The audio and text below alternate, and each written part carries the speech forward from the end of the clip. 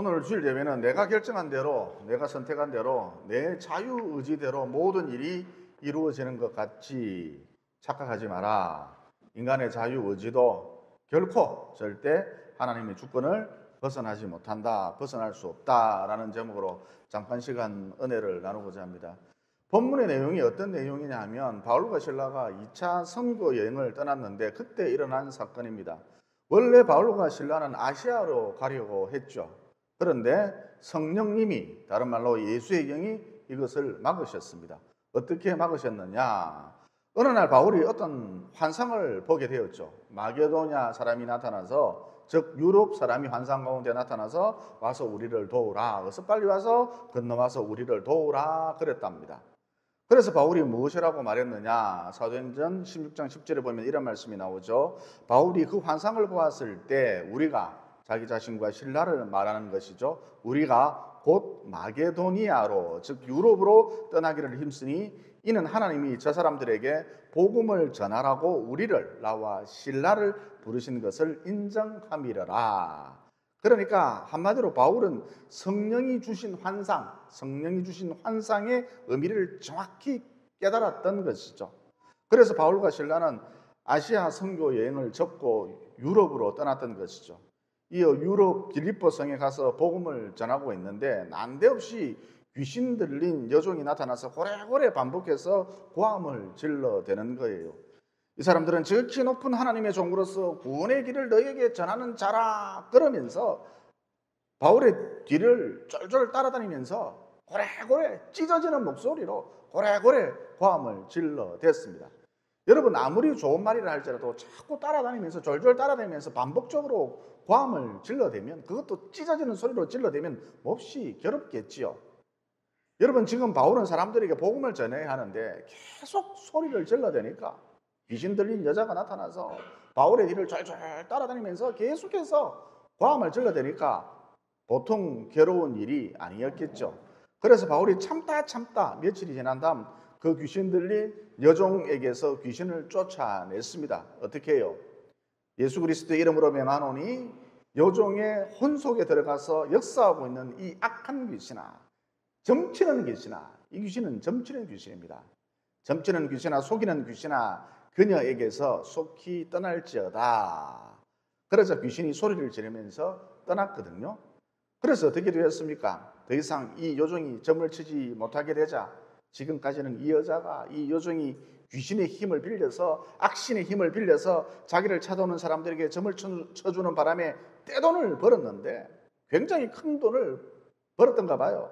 이렇게 떼돈을 벌었는데 더 이상 점을 치지 못하게 되자, 귀신이 쫓겨나가므로, 점치는 귀신이 쫓겨나가므로 더 이상 점을 치지 못하게 되자 이 여종의 주인들 하루아침에 땡전 한 푼 벌지 못하게 되었고 수입이 제로가 된 것이죠.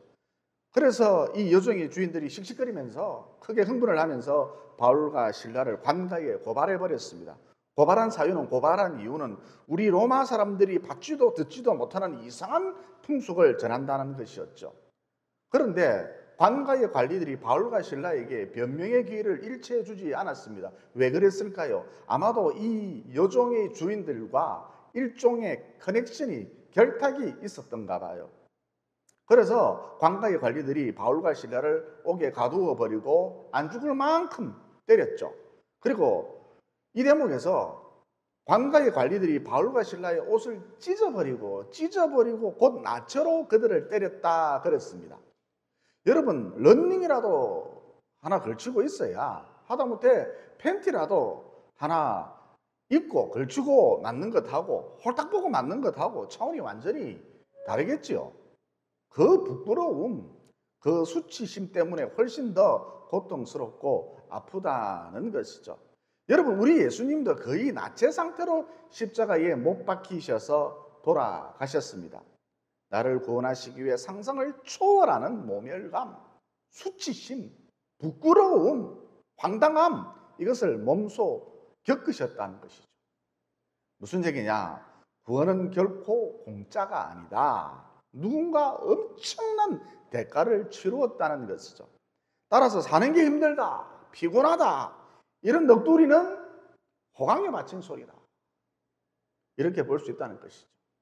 어쨌든 바울과 실라는 옥에 갇혔고 옥에 갇힌 그들이 어떻게 했습니까? 25절에 보면 이런 말씀이 나오죠. 한밤중에 바울과 실라가 기도하고 하나님을 찬송하며 죄수들이 듣더라. 그래서 여러분 어떤 일이 벌어졌습니까? 26절에 보면 이런 말씀이 나오죠. 이에 갑자기 큰 지진이 나서 옥토가 움직이고 문이 곧다 열리며 모든 사람의 메인 것이 다 벗어진지라. 그러니까 여러분 기도하면 찬양하면 마침내 메인 것이 풀어지는 풀리는 그런 역사가 나타난다는 것입니다. 기도하고 찬양하면 닫혔던 문이 열린다는 것입니다. 여러분 이게 기도의 능력입니다. 찬양의 능력인 것이죠. 이렇게 옥문이 열리고 메인 것이 풀리자 간수가 어떻게 했습니까? 자결하려고 했죠.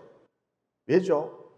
죄인들이 모두 도망한 줄 알고 자결하려고 했던 것입니다. 여러분 죄인들이 없어진 걸 상관이 알면 자기에게 간수에게 책임을 물을 것 아닙니까? 그러면 아주 무서운 처벌이 따르겠죠. 내려지겠죠. 당시 관습법상 거의 사형에 가까운 처벌을 받습니다. 간수가 죄인을 놓친 간수는 사형에 처한다. 이게 당시 관습법이었습니다. 그래서 간수가 자결하려고 했죠. 그때 바울과 실라가 다음과 같이 말했습니다. 28절에 보면 이런 말씀이 나옵니다. 바울이 크게 소리질러 이르되 너의 몸을 상하게 하지 말라. 그러니까 간수야 자결하지 말아라. 스스로 목숨을 끊지 말아라. 우리가 다 여기 앉아 있다. 그래서 간수가 어떻게 했습니까? 바울과 실라 앞에 나아가서 바짝 엎드리면서 벌벌 떨면서 선생님이여 내가 어떻게 해야 구원을 받을 수 있겠습니까? 이런 질문을 했죠. 그러자 바울과 실라가 다음과 같이 말했습니다. 아주 유명한 말씀입니다. 주 예수를 믿으라. 그리하면 너와 너희 집이 구원을 받으리라. 그래서 간수가 예수님을 믿기로 작정했고 그 다음 바울과 실라를 자기 집으로 데리고 가서 모시고 가서 욕조에 뜨거운 물을 담아서 긴장도 풀어주고 몸도 녹이도록 해주고 상처도 싸매주고 극진히 대접을 해주었습니다. 그러면 이 대목에서 바울과 실라는 어떻게 그 감옥에서 기도하고 찬송할 수 있었을까요? 자기들은 1차 전도 여행지 곧 아시아로 가서 아시아를 둘러보고 또 그곳에 세워진 교회들을 둘러보려고 했는데 성령님께서 이를 막으셨고 그래서 부득불 유럽으로 건너왔는데 또 와서 생각지도 못한 엄청난 위기와 고난을 겪었는데 이런 극한 상황 속에서 기가 막힌 상황 속에서 어떻게 바울과 실라는 어떻게 그들이 감옥에서 기도하고 이런 참 어처구니 없는 일을 당했는데 그들은 감옥에서 어떻게 기도하고 찬송할 수 있었을까요? 또 옥토가 흔들리고 메인 것이 풀어졌는데도 불구하고 왜 도망가지 않았을까요? 그것은 한마디로 하나님의 주권을 믿었기 때문입니다. 무슨 얘기냐? 우리가 이렇게 된 데에는 무슨 선한 하나님의 뜻이 있을 거야. 비록 우리가 기가 막힌 일을 당했지만 황당하기 그지없는 일을 당했지만 여기에도 무슨 선한 아름다운 위대한 하나님의 뜻이 있을 거야. 이것을 믿었다는 것이죠. 여러분 이걸 믿는 것 이게 하나님의 주권을 인정하는 것이거든요. 이어 이것을 믿었더니 하나님의 주권 다스림 통치를 믿었더니 비록 억울하게 감옥에 수감되어 있는 그런 상태였지만 전혀 불안에 떨지 않았던 것이죠. 두려워하지도 않았던 것입니다. 오히려 신나게 그들만의 부흥회를 즐길 수 있었던 것입니다. 더 나아가 하나님의 뜻과 섭리대로 간수와 그의 가족들까지 구원받는 놀라운 역사도 위대한 역사도 보게 되었던 것이죠. 여러분 가만히 한번 보세요. 바울은 아시아로 가려고 했습니다. 그런데 성령이 이를 막으셨고 유럽으로 가라 지시하셨죠. 그래서 하는 수 없이 유럽으로 갔습니다. 원하지 않는 길이었죠. 또 바울은 영적 능력자입니다. 그런데 귀신 들린 여종에게서 귀신을 곧바로 쫓아내지 않았고 어찌된 영문인지 며칠이 지난 다음에 쫓아냈습니다. 여러분 바울의 사역에 있어서 이런 경우 처음 있는 일이었습니다. 그는 귀신이다 발견하면 바로 쫓아내냈습니다. 니미락 내미락 이런 경우 처음 있는 일이었습니다. 이어 악인들의 공보가 있었죠. 즉 귀신 들린 여종과 관가의 관리들과의 커넥션, 결탁이 있었다는 것이죠. 그래서 억울한 생각지도 못한 옥살이까지 하게 되었습니다. 무슨 얘기냐? 하나님께서 이 간수를 구원하시기 위해서, 여러분 이 간수는 영원 전부터 하나님의 자녀로 하나님의 백성으로 구원받기로 작정된, 예정된, 선택된 하나님의 사람이라 할 수 있겠죠. 어쨌든 이 간수를 구원하시기 위해서 이 모든 일련의 사건들을 기획하셨고, 영화 감독처럼 하나하나 세세하게 기획하셨고, 심지어 그 시간과 때도, 즉 타이밍도 절묘하게 맞추셨다는 것이죠. 그러니까 앞서 말씀드렸듯이 하나님의 절대 주권, 이것을 믿는 믿음, 신앙, 아무리 강조해도 지나침이 없다는 것이죠. 즉 우리가 이렇게 된 데에는 무슨 하나님의 선한 뜻이 있을 거야. 비록 우리가 이런 기가 막힌 일을, 황당한 일을 당했지만 여기에도 무슨 선한 하나님의 뜻이 있을 거야. 위대한 하나님의 뜻이 있을 거야. 여러분, 신앙인이라면 범사매사 이렇게 해석할 줄 알아야 한다는 것이죠. 그러면 더 이상 삶이 두렵지 않습니다. 불안하지도 않아요. 그래서 바울과 실라는 억울한 옥살이 가운데에서도 불안에 떨기는커녕, 두려움에 사로잡히기는커녕 그들만의 부귀를 신나게 즐길 수 있었다는 것이죠. 더 나아가 하나님의 일하심도 섭리도 보게 되었다는 것입니다. 여러분, 하나님의 주권을 인정하고 나아갈 때에 이런 놀라운 일이 벌어진다는 거예요. 다시 말해, 비록 내가 이런 억울한 옥살이를 하고 있지만, 불행이 연이어 닥쳐왔지만 여기에도 무슨 선한 하나님의 뜻이 있을 거야. 그럴 때에, 하나님의 주권을 인정할 때에 하나님의 일하심, 하나님의 섭리, 마침내 이것까지도 보게 된다는 것이죠. 그래서 바울과 실라 같은 경우 자신들을 통해 간수와 그의 가족들이 구원받는 놀라운 역사도 볼 수 있게 되었던 것입니다. 그리고 여러분, 바울이 유럽에 가서 제일 처음 만난 사람이 누구입니까? 옷감 장사 루디아 아닙니까? 그런데 그들의 만남도 가만히 한번 살펴보십시오. 여러분, 지금 바울은 유럽에 전도하러 왔습니다. 그러면 당연히 사람들이 많이 붐비는 시장으로 가야 할 것 아닙니까? 시내로 가야 할 것 아닙니까? 그런데 웬걸 기도하고 싶다면 난데없이 한적한 강가를 찾았습니다. 루디아도 마찬가지입니다. 이 사람은 옷감 장사인데 당연히 자기 가게가 있는 부산 진시장으로 가야 하는데 그날따라 바람 쐬고 싶다면서 그러면서 빌립보 강가를 찾았던 것이죠. 둘이 마치 약속이나 한 것처럼 짠 것처럼 그날따라 엉뚱한 짓을 했다는 것입니다. 여러분, 이런 맥락에서 바울과 루디아가 우연히 빌립보 강가에서 마주치는 장면, 정말 절묘하지 않습니까? 여러분, 이 두 사람이 마주치려면 기본적으로 날짜, 시간, 장소, 방향, 생각, 심지어 걸음걸이 속도까지 정확하게 일치해야 합니다. 그런데 이게 한치의 오차도 없이 정확하게 맞아떨어졌다는 것이죠. 무슨 얘기냐? 하나님께서 루디아를 구원하시고자 이렇게 하나하나 자세히 의도적으로 사전에 기획하셨다는 것이죠. 마치 영화 감독처럼 기획하셨다는 것이죠. 여러분, 당구 칠 때 보면 좌우편에 멀리 떨어져 있는 두 공을 맞추기 위해서 내가 때리는 공을 전혀 엉뚱한 방향으로 보내거든요. 고수들이 치는 것 한번 보세요. 그런데 참 신기한 것이 고수들이 탁 하고 친 공, 이 모서리를 갔다가 저 모서리를 갔다가 하여튼 이리 갔다가 저리 갔다가 하면서 결국 좌우편에 멀리 떨어져 있는 두 공을 정확하게 맞추거든요. 여러분, 이것을 무엇이라고 그럽니까?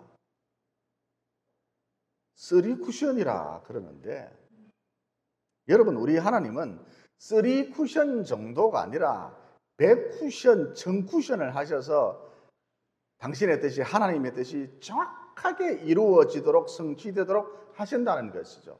다시 말해, 모든 것을 조합을 해서 1000쿠션, 10,000쿠션을 때리셔서 당신의 뜻이 하나하나 정확하게 이루어지도록, 성취되도록 하신다는 것이죠. 여러분, 저 뒤에 앉아있는 김미선 원장님이 저희 교회에 오신 것도 참 드라마틱합니다. 어쩌면 타이밍이 이토록 절묘할 수 있을까 소름 돋을 정도입니다.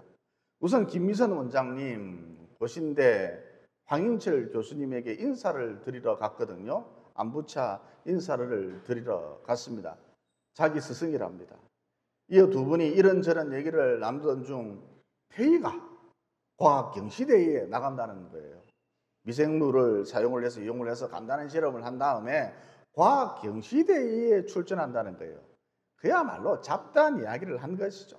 그닥 중요하지도 않는 시시껄렁한 그런 이야기라 할 수가 있겠죠. 그러자 황 교수님이 그러면 내가 아이에게 태희에게 여러 가지 조언을 해줄 수 있는 좋은 교수님을 한 사람 소개시켜 주겠다. 별로 중요하지도 않는 뭐 그런 시시껄렁한 이야기를 듣고 내가 좋은 교수님 하나 소개시켜 주겠다. 이어 김미선 원장님이 초등학교 아이가 하는 작은 연구인데 작은 실험인데 별 볼 일 없는 실험인데 무슨 무신 교수님까지 붙여주신단 말입니까? 그러면서 강하게 손사래를 쳤대요. 아이고 왜 그랬습니까? 황 교수님이 그거는 오바입니다. 그런데도 불구하고 황 교수님이 그러지 말라. 내가 좋은 교수님을 한 사람 소개시켜 주겠다. 그러면서 정사모에게 굳이 도대체 왜 그러셨을까요? 굳이 그럴 필요가 전혀 없는데도 굳이 전화를 한 거예요.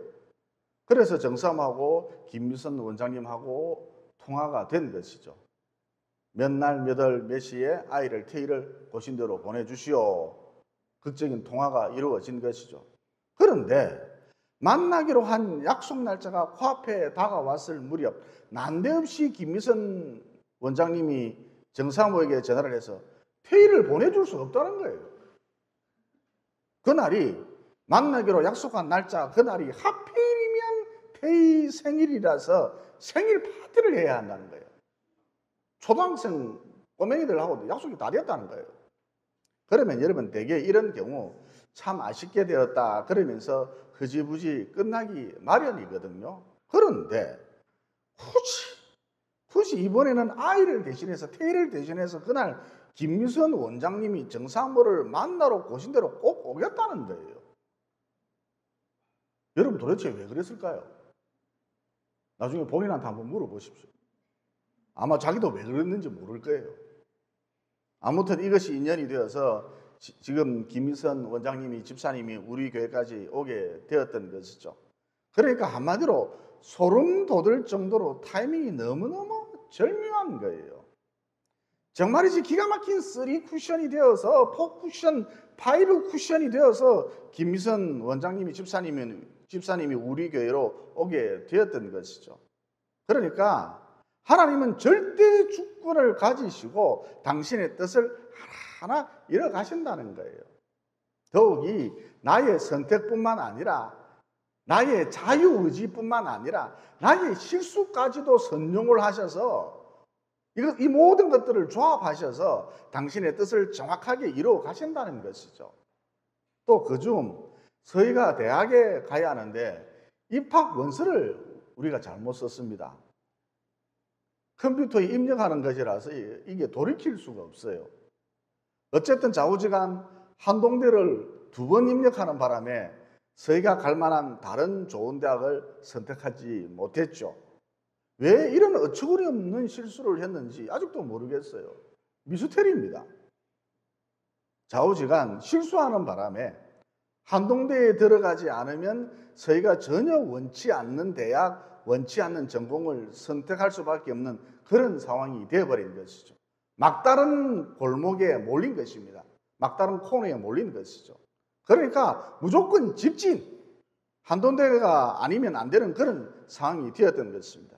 그런데 문제는 저희가 이 대학에 한동대에 들어가기에는 성적이 턱없이 부족했다는 것이죠. 이어 그러던 중 정사모가 만난 사람이, 고신대에서 만난 사람이 하필 입시학원 원장님인 거예요. 김미선 집사님 효림학원 대표이지 않습니까? 그래서 김미선 원장님이 정사모를 보고 사모님, 서희를 한번 보내주십시오. 우리 학원으로 한번 보내주십시오. 교림으로 보내주세요. 여러분, 김미선 원장님이 이렇게까지 할 이유가 전혀 없습니다. 왜냐하면 서희는 자기 학원 학생이 아니기 때문입니다. 얼굴도 본 적이 없어요. 이렇게 할 필요가 없어요. 이유가 없어요. 어쨌든 이후에 김미선 원장님이 서희를 만난 다음에 서희야, 등급이 좀 낮아도 면접을 만점 받으면 한동대로 갈 수 있으니까 면접 준비라도 착실하게 한번 해보자. 이어 그 결과 서희가 한동대 면접 시험 만점을 받고 한동대에 들어갈 수 있었습니다. 그러니까 이번에도 소름 돋을 정도로 타이밍이 너무너무 절묘했다는 것이죠. 다시 말해 서희를 한동대에 보내기 위한 하나님의 절대 주권이 작용을 해서 3쿠션, 4쿠션이 5쿠션이 되어서 서희가 한동대에 마침내 들어가게 되었던 것이죠. 하나님의 뜻이 이루어졌다는 것입니다. 그래서 잠언 19장 21절에 보면 이런 말씀이 나옵니다. 사람의 마음에는 많은 허다한 계획이 있어도 오직 여호와의 뜻만이 완전히 서리라. 또 잠언 16장 9절에 보면 이런 말씀도 나옵니다. 사람이 마음으로 자기의 길을 계획할지라도 그의 걸음을 인도하시는 이는 여호와시니라. 또 마태복음 10장 29절에 보면 이런 말씀도 나오죠. 참새 2마리가 한 아사리온에 팔리지 않느냐, 6,000원 정도에 팔리지 않느냐. 그러나 너희 아버지께서 허락하지 아니하시면 그 하나도 땅에 떨어지지 아니하리라. 여러분, 이런 맥락에서 세상 만사 자기가 결정한 대로 선택한 대로 되는 것 같고 뭐 인간의 자유의지가 대단한 것이냐 떠들지만 결국에 가서는 여호와의 뜻만이 선다는 것이죠. 즉 하나님이 당신의 뜻을 이루어야 한다는 것입니다. 또 여러분, 생명체를 포함한 만물의 최소 단위가 무엇입니까? 원자 아닙니까? 그리고 이 원자에는 원자핵이 있고 이 원자핵 주변을 전자가 빙빙 돌고 있잖아요. 그러니까 하나님께서 만물의 최소 단위 원자의 질서가 흐트러지지 않도록 단단히 붙잡고 계신다는 것이죠. 여러분, 하나님께서 이렇게 하시지 않으면, 즉 원자 하나하나에 만물의 최소 단위인 원자 하나하나에 하나님의 주권이 미치지 않으면 그만 이 우주 전체가 무너진다는 것이죠. 저와 여러분은 말할 것도 없고 이 세상 자체가 존재할 수 없다는 거예요. 그래서 방금 전 말씀드렸습니다만 세상 만사 자기가 결정한 대로 자기가 선택하는 대로 되는 것 같고 인간의 자유의지가 뭐 대단한 것이냐 말하지만 떠들지만 온 땅에 온 우주에 하나님의 주권이 영원전부터 지금까지 미치고 있고 그 다음 오직 하나님의 뜻만이 선다는 것입니다. 또 여러분, 나비 효과라는 것이 있습니다. 북쪽에서 나비가 그냥 날개짓만 했는데 뉴욕 증시가 떨어지는 효과, 이게 나비 효과거든요. 여러분, 방금 전에 말씀드렸듯이 하나님의 주권이 미치지 않는 영역이란 애초부터 존재하지 않거든요. 쉽게 말해 나비의 날개짓까지도 하나님께서 일일이 통제하고 계신다는 거예요. 여러분, 이 원리를 알면, 이것을 깨닫게 되면 정말 소름이 쫙 돋습니다. 왜냐? 세상 만사 모든 일 정말 오직 하나님의 뜻만이 서는구나, 이것을 확실하게 깨달을 수 있기 때문입니다. 여러분, 사람이 세계 경제를 좌지우지하는 게 아니라는 것이죠. 하나님이 나비의 날개짓을 통해 이것까지도 통제하시고 이것을 통해 세계 경제를 이끌어 가신다는 것입니다. 또 서희가 육군 훈련소에서 돌아온 것 때문에 서희 할머니 걱정이 이만저만이 아니신데 전혀 염려하거나 걱정하거나 불안해하거나 두려워할 필요가 없다는 것입니다. 왜냐하면 여기에도 훈련소에서 귀가 조치당한 일, 여기에도 이 안타까운 일, 여기에도 무엇이 있다? 좋으신 하나님의 뜻이 있기 때문입니다. 선하신 하나님의 뜻이 있기 때문입니다. 위대하신 하나님의 뜻이 있기 때문입니다. 여러분, 이걸 믿는 게 참 신앙이라 할 수가 있습니다. 그런데 이걸 믿지 못하면 그냥 자기 종교가 기독교라는 것 뿐이지 참 신앙인이라 할 수가 없습니다. 그래서 항상 불안하고 초조하고 귀가 조치 당했으니까 그것도 공황장애에 의한 복무 부적응으로 귀가 조치를 당했으니까 얼마나 서희 앞날이 걱정이 되겠어요. 그래서 초조할 수밖에 없고 두려움 가운데 벌벌 떨 수밖에 없다는 것이죠.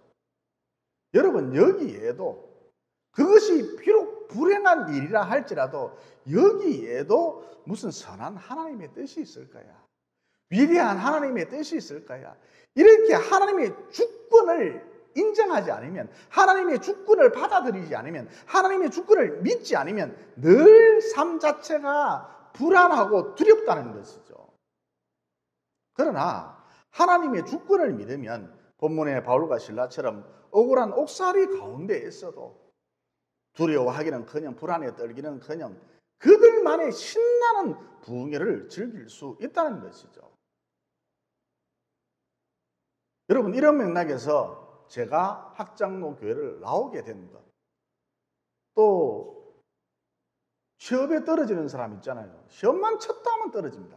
10번 치면 10번 떨어지고 20번 치면 20번 떨어집니다. 시험에 자꾸 낙방하는 것, 또 9등급 인생 이런 것, 교림학원에서 공부하면 적어도 딱 4등급까지 가거든요.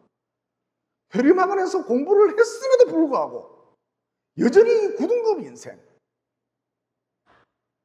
그렇게 좋은 교림학원에 갔는데 여전히 9등급 인생. 그러나 여기에도 무슨 선한 하나님의 뜻이 있다는 거예요. 무슨 좋은 하나님의 뜻이 있다는 거예요. 위대한 하나님의 뜻이 있다는 거예요. 이렇게 하나님의 주권을 믿는 것, 이게 참 신앙인이라는 것입니다. 여러분, 요셉의 일생도 한번 보십시오. 형들이 시기 때문에 애굽에 노예로 팔려갔잖아요. 인신매매 당했다니까요. 그것도 나를 인신매매한 사람이 자기 핏줄입니다. 여러분, 이런 캄캄한 운명이, 피눈물 나는 운명이 또 어디에 있을 수 있겠습니까? 나를 팔아버린 사람이 오빠예요. 나를 팔아버린 사람이 언니예요. 그냥 우리가 대충 성경을 읽어서 그렇지 한번 생각해 보세요. 이것처럼 피눈물 나는 운명이 또 어디에 있을 수 있겠습니까? 또 애굽에 팔려가서 죽도록 종살이를 하지 않았습니까? 또 허리 좀 펴고 사나 싶었는데 이번에는 누명을 뒤집어 쓰고 억울하게 옥살이까지 했잖아요. 보디발의 아내가 유혹할 때에 못 이기는 척 했더라면 그럭저럭 편하게 살 수도 있었을 텐데 이 유혹을 뿌리치는 바람에 억울하게 성폭행범으로 몰려서 옥살이까지 했잖아요. 여러분, 어떻게 인생 스텝이 꼬여도 이렇게 철저하게 비참하게 꼬일 수가 있겠습니까? 그런데 요셉은 세상 만사 모든 일 하나님이 다스린다. 그분이 통치하신다.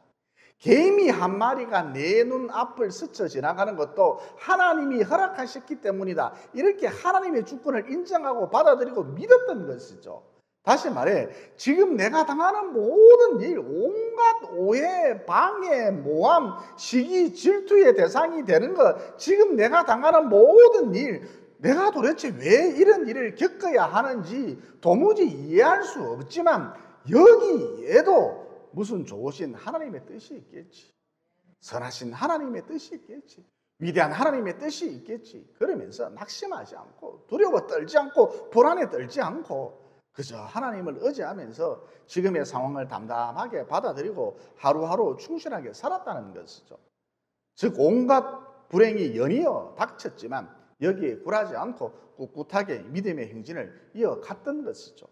그 결과 어떻게 되었습니까? 요셉은 마침내 자신을 향한 좋으신 하나님의 뜻이, 위대하고 아름다운 하나님의 뜻이 이루어지는, 성취되는 영광의 그날을 보게 되었던 것이죠. 마침내 애굽의 국무총리가 되지 않았습니까? 마지막 승리의 주인공, 최후 승리의 주인공이 될 수 있었던 것이죠. 그러므로 살다 보면 참으로 기가 막힌, 어떻게 이렇게 꼬일까?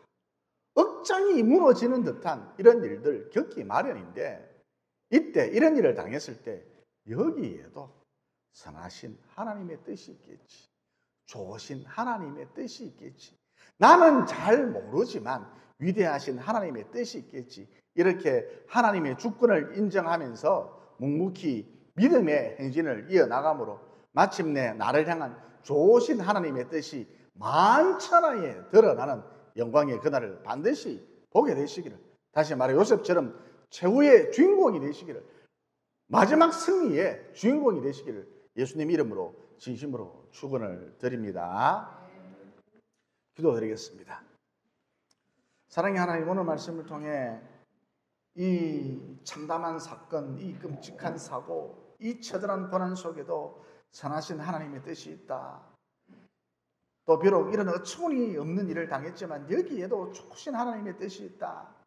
나는 잘 모르지만 여기에도 위대한 하나님의 뜻이 있다. 이렇게 모든 일에 하나님의 주권을 인정하는 것이 참 신앙인의 모습이라는 진리를 깨닫게 됐습니다. 그러므로 남은 여생 범사 하나님의 주권을 인정함으로 큰 불행 앞에서도 좌절하지 않고 뚜벅뚜벅 믿음의 행진을 이어나가므로 마침내 나도 요셉처럼 나를 향한 좋으신 하나님의 뜻이 만천하에 드러나는 영광의 그날을 반드시 볼 수 있도록 도와주시옵소서. 기필코 최후 승리의 주인공, 마지막 승리의 주인공이 될 수 있도록 도와주시옵소서. 하나님을 사랑하는 자, 곧 그의 뜻대로 부르심을 입은 자들에게는 모든 것이 합력하여 선을 이루느니라. 이미 이렇게 약속해 주신 예수님 이름으로 기도드리옵나이다. 아멘.